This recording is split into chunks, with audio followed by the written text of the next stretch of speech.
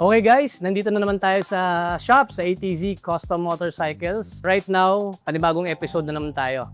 So meron tayong BMW R90 dito. Lumapit sa atin yung owner nito para ipa-repair yung mga na-damage nung nasemplang si client.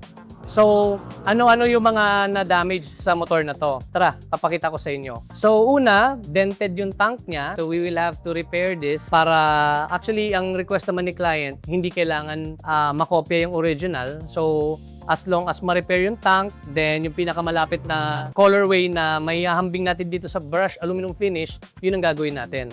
So, moreover, meron din damage dito sa visor and meron din damage dito sa may fork. Yan, makikita nyo yung fork damage. So, we will have to re-anodize itong fork na to para magmukhang bago ulit. Tapos, meron din dito yung fender niya, yung fender bracket, yung front fender, maliban doon, yung radiator niya, yung radiator mount, tumabingi. Meron din siyang damage dito sa engine cover.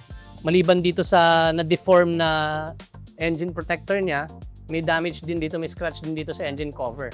Yung plate holder niya, tabingi, nung sumemplang siya, etong cowl na to may mga scratches. We will have to repaint this cowl kapag pininturahan din natin tong gas tank niya para magpareho yung kulay. Follow lang kayo sa social media pages namin para sa updates dito sa BMW R90 na i-repair natin. So, see you guys on our next vlog.